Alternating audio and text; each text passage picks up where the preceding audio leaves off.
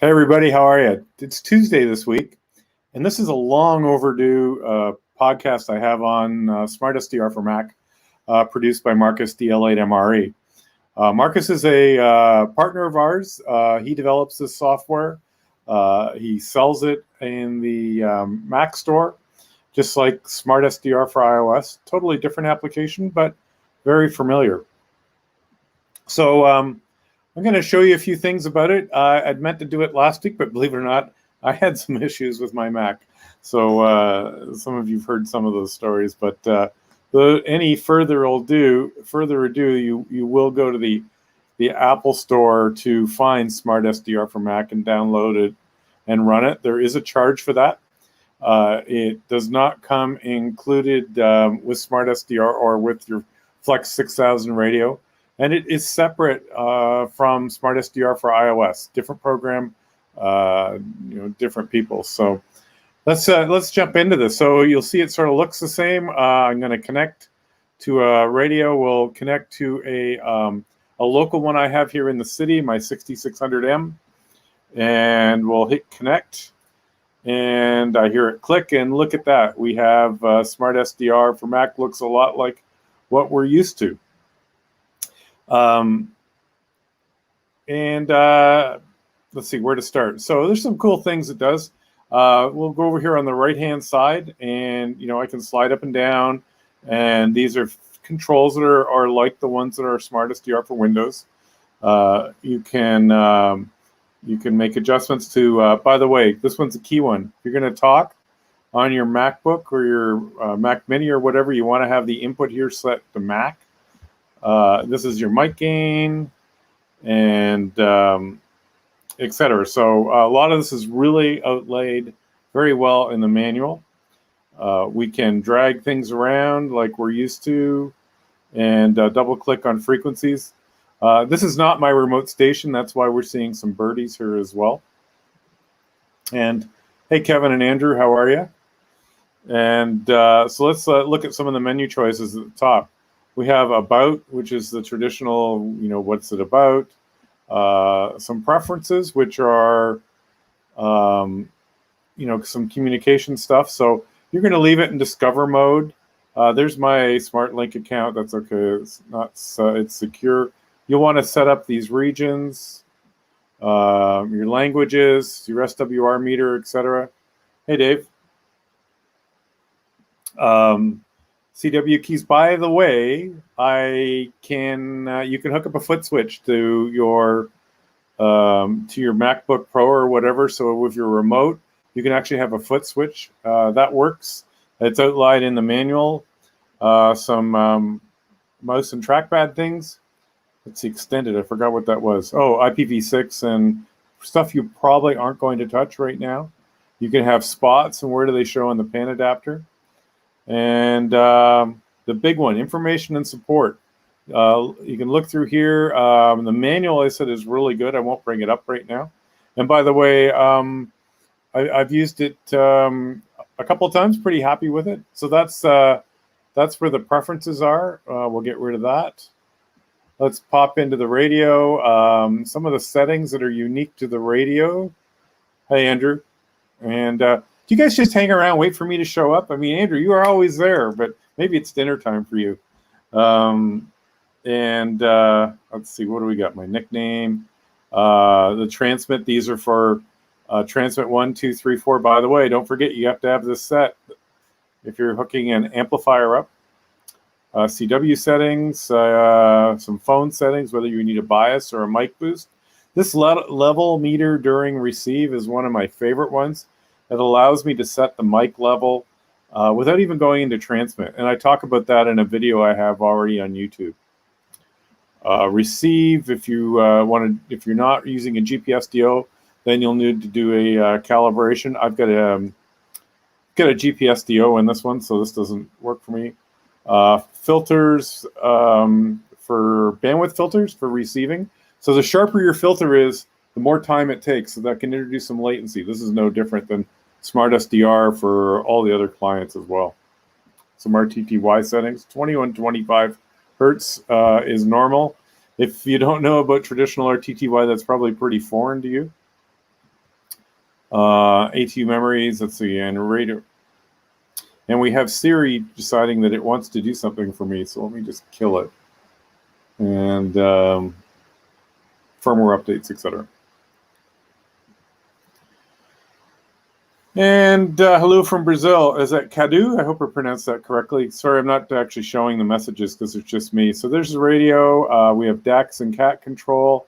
I'm not going to go through all these because they are the same as in Windows, but they're also well described in the manual for SmartSDR for Mac. The TX band setting one, though, is unique to Flex radios. I don't know anybody else that does this, that we can control our RF power out and our tune power for each specific band. I've got transverters on here, so that's why we see 144 and 432. And we can turn on inhibit. So let's say I never want to transmit on 160 meters or 60 or 30 because I don't have those antennas on this radio. You get the idea. So that's what TX band settings are. But again, that's the same as on the Windows version. Hey, Tommy, how are you?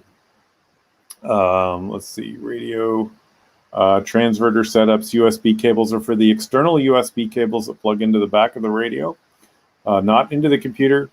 Profiles and some multiflex settings. Edit is the Apple stuff. I've got a slice, some pan adapters. And now here's some cool stuff. So we can actually bring up FT8. FT8 is built in. Our DX cluster is built in as well. So there's the cluster. I'm going to hit start. You go in here for your some of your settings and such. And I'm connected to DX Summit. I'm just going to hit start, and we will start seeing spots. And they then actually show up eventually here. Let's see, view tools, controllers. You can have a flex control or a MIDI controller. I've not done any work with MIDI controllers, but some of you have. So this is something unique to SmartSDR for Mac. You can pick your band plan and set that up. And what else we got? We've got call sign lookups, a DX cluster we did, built-in logbook, and heck, we can just bring up FT8.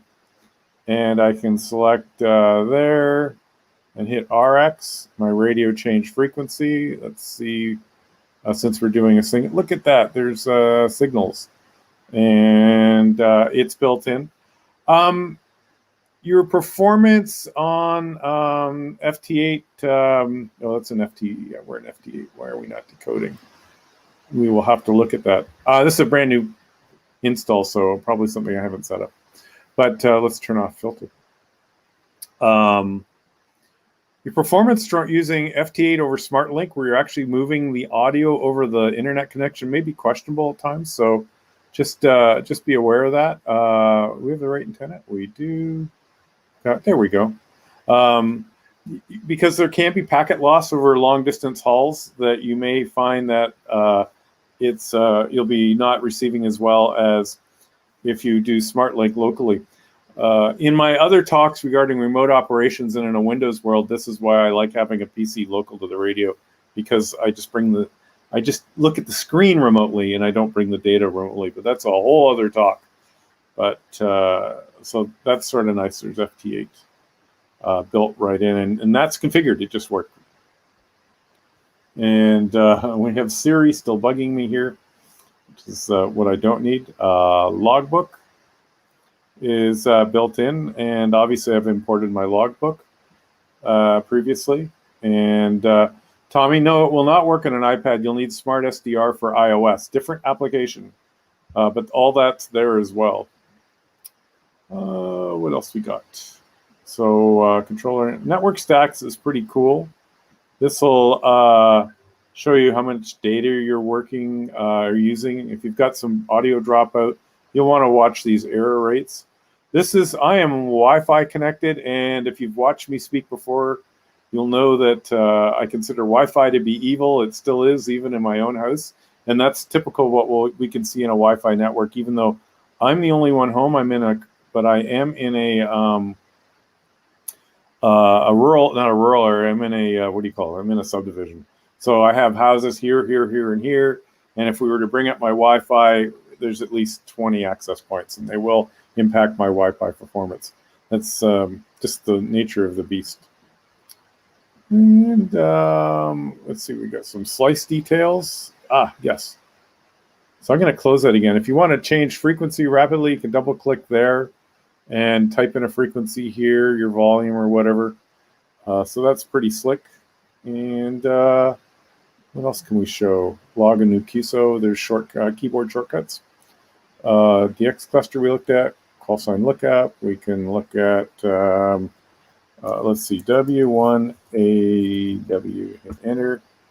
And we're going to close that. And, you need to set up QRZ or just view on QRZ, etc. Not stuff I'm going to bring up right now. So that's a high-level overview of the SmartSDR for Mac. What else we got? Slice, log a new QSO, enter full screen, tools, the keyer. The keyer I said was nice, but as well, you can also, as I mentioned, use a foot switch, and you can configure your MIDI devices. And pan adapter, I can just create a new pan adapter like that. And in my case, I could go to 40 meters. Oh, we didn't open this window.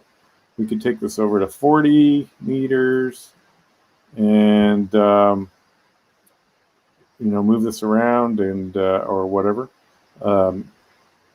So yeah, this arrow here opens and closes a bunch of things here. This is very similar to the window you see on the SmartSDR for iOS. We can add another receiver, set up split, tracking notch filters. If you don't know what tracking notch filters are, they're awesome about permanently hiding birdies. I can see this birdie right here. I could just permanently lock it out. Siri says, I thought I said something. And I'm definitely turning that off. Change your bands here. The bandwidth of, this is your bandwidth of your pan adapter. If you want it 300 kilohertz wide, we just go like that. Which antenna to use and what preamps. Probably never need preamps on 40 meters or below. If anything, you're going to be negative. Your wide noise blanker. Display. This is certainly worth talking about. Let me just close this one and I'll bring it up in another window. Display. If you're finding you're getting a lot of dropouts and you're working remotely over an internet connection or whatever, you're going to want to take this FPS, frames per second, and slide it way down, and this rate button, and slide it way down, and watch what happens. Is underneath you'll see that the rates are really slow and the waterfall is really slow, but that's okay because what we've done is now reduce so much data that we're being sent from your radio at your operating QTH back to where you're operating, and that is an upstream hit. So we really want to limit that. So that's what those are about. If you're in-house on your own network, it's probably fine, but it's one of the first things I always turn down if I start to get some unique dropouts. And, memories, log, you can do a quick log right here, and it goes into the logbook. So that is an incredibly quick overview for SmartSDR for Mac. It is available in the store. Let me see if I can bring this up. SmartSDR for Mac, and just like the phone, let's terminate this now. Here we go. So we will remove this and get rid of that and stop. And this is one of the limitations of, see if this works now. And yes, you can see that. So there's SmartSDR for Mac and available on the Mac store. And when you log in and look for it for your country, it gives you the pricing. So pretty slick. You can thank Marcus DL8 MRE for all his work. You can thank a lot of our external partners and ham operators that run a lot of applications that connect directly to your Flex radio. So if you have any questions on that, or you can email us at info@flexradio.com. You can also email Marcus at his, he's got a help email address that's in the documents. And by the way, somebody asked about SmartSDR for iOS. It's its sister application. Looks really good on an iPad or an iPad Pro. But yeah, that's all I got today. So thanks for taking the time to listen to me for a bit. And sorry I haven't been on in a week. I got a couple of things that'll probably hit with you pretty quickly. So 73, take care, and good DX.